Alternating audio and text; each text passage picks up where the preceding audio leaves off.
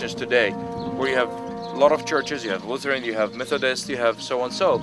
So in order to have respect of all those beliefs and congregations, they built them separate churches. Or other theories suggest maybe there was a huge number of believers and one church will not fit all of those people at one point. But the interesting thing was, by the end of the Byzantine period, something important happened. It's called the iconoclastic movement, which was a religious movement that historians up till today, they still argue about it, if it was a movement that was made by the Byzantines or the early Muslims.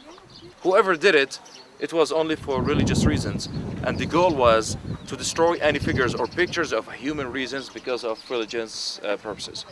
But luckily, when I said in the past, luckily, we still have one of the most well-preserved mosaics, because those mosaics were on the top of each other between the years 532 until 598. We know the dates because of the Greek inscriptions you're about to see in a minute. So when the iconoclastic movement happened, they destroyed the first layer, the second, but the third was not discovered. That's why it was still very protected. It has not even been refurbished or reconstructed at all since 1400 years ago. For the Messiah, that means waiting for Jesus coming from the Transfiguration in the north at Mount Hermon, crossing the Golan Heights, off to the Sea of Galilee, Nazareth, to come down to the Jordan River to be baptized. So he said, I wasn't the Messiah, but returning of the Messiah, it depends if you're asking in Christianity, Judaism, or Islam. So different beliefs, but I'm saying people suggest that a passage in the Bible suggests that the return of the Messiah will be from Sela, but it's not written in the Bible that it is coming from Sela, which is nearby Petra today. So when the Franciscans, they reconstructed the church, they put the layers, they separate them so that they become obvious for people and they enjoy the scenery. Look at the one on the floor. This is the original one. This goes back in time to 598, but since we have three chapels next to each other, the southern chapel was made in the year 532 AD, and this one during the rule of one of the emperors, the Byzantine emperors. It said it was made as a gift for Emperor Justinianus in the year 598 AD, and we knew that, of course, from the Greek inscriptions at the top. Obviously, it is consisting of 4 lines, and each line talks about a different story. Jordan had so many different types of animals that's been either originally domesticated or brought in from Africa to be domesticated at later stage. The first line, it describes average people that probably they were warriors. You can tell that they are warriors from holding the shield and the spear.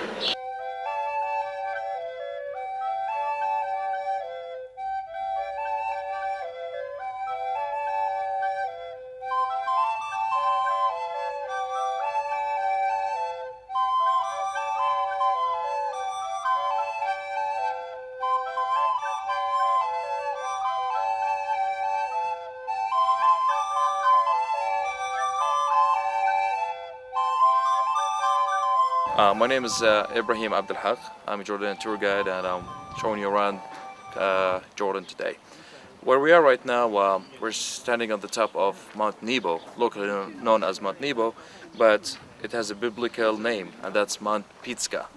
Mount Pisgah was mentioned in the Old Testament in Deuteronomy chapter 34, and this is basically the spot where God showed Moses the land of Canaan, or the Holy Land. So Mount Nebo is the place where Moses was buried, and we don't know really where is the grave of Moses. We'll never know till the return of the Messiah. When Moses died, he died at the age of 120, and he was buried on the top of this hill, which is obviously overlooking the Jordan Valley, Jerusalem, and Jericho. After the death of Moses, his successor Joshua continued with the children of Israel through the Rift Valley towards Jericho and all the way towards the Mediterranean. And that was the period of time between 1200 BC till 332 BC, and that was called the Iron Age. And of course, Jordan in general is the bulk of the Old Testament. Later on, hundreds of years after the period of Moses and the Iron Age, the Byzantines, they built a church. Actually, not just one church, but 3 chapels next to each other. And they go back in time to the heart of the 6th century AD. They describe the daily life of the people, they describe the topography of the region, what people did before us. the wilderness of Jordan, if you will, that was mentioned on many occasions in the Old Testament and the New Testament, either by Moses or Jesus Christ. The mosaics are in a very good condition and well protected. Let me start first of all with the land of Jordan. Like I said, Jordan is the bulk of the Old Testament, and they put the biblical borders of the three kingdoms: the kingdom of Edom in the south, Moab in the middle, and Ammon in this area. Presumably Ammon was sitting somewhere here. And obviously, when you're looking west, yes, from Ammon or Mount Mebo, this is what you will see: the River Jordan and the Dead Sea.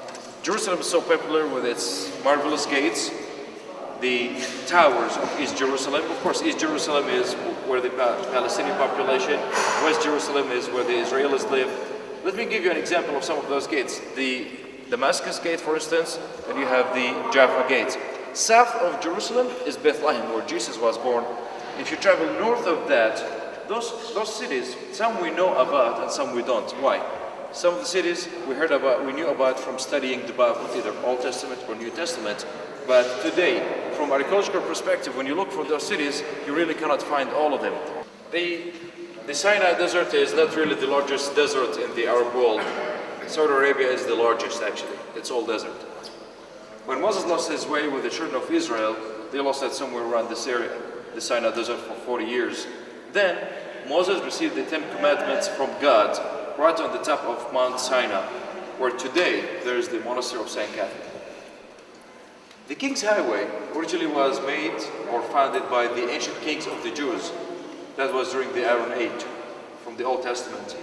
Then it was reconstructed or rebuilt by the Romans between 111 and 114 AD by Trajan, that they even called the King's Highway at some point Via Nova Trajanus, meaning the new Trajan road. It crossed Jordan from north to south.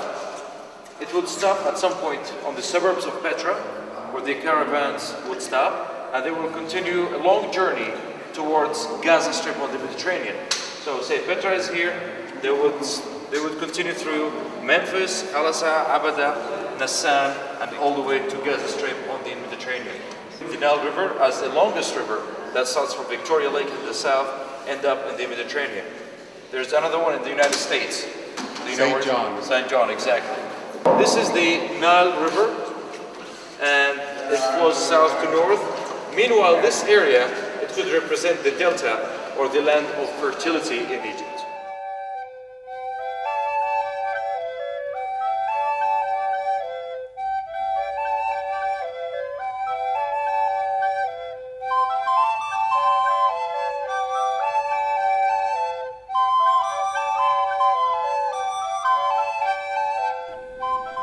The dishes are colorful and fresh, with a universal appeal, with a Jordanian touch. At the end of the day, everyone wanted to relax and share a little hookah.